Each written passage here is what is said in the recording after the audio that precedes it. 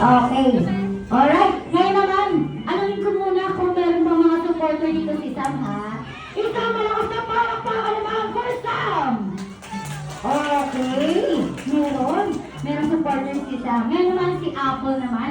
How old are you, Apple? 18. Okay, alamin naman natin nga saan naman po ang supporter ni Apple. Isang malakas na palakpakan naman. Alam na alam, no? Kung sino yung kapatid. Siyempre, meron tayo dito nga dalawang leader, si Sam at si Apple, napaka-brave at napaka-bright. Okay?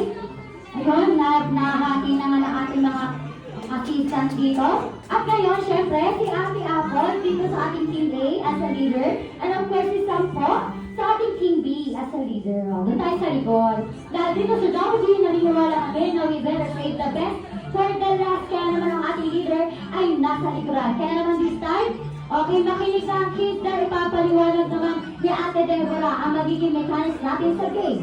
Okay, dahil dyan mga Jolly Kids, titigan ko muna kung nasa akin ang atensyon ng ating mga Jolly Kids. Dahil kapag sinabi ni Ate Debs na Jolly, ang sasabihin ng kids ay B. Okay? Kapag naman sinabi ni Ate Debs na B, ang sasabihin niya naman ay Jolly. Okay, na-try natin. Jolly! B! Okay, once again, pag sinabi mong Jolly, sasabihin ng kids ay B. Kapag naman B, sasabihin niya ay Jolly. Okay, try natin ulit.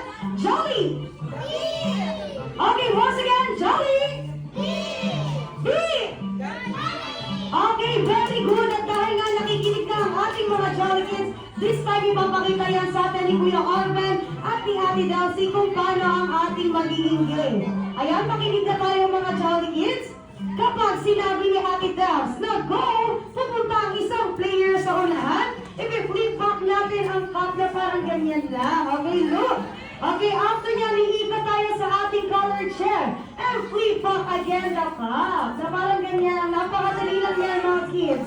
Okay, after yan, appear tayo sa ating next player at punta tayo sa likuran for our second player. So on and so forth, hanggang mapunta tayo sa ating group leaders. Ayan si Ate Sam at si Ate Apple. Okay, Ate Apple at Ate Sam, makinig. Kapag kayo na ang gumawa ng ating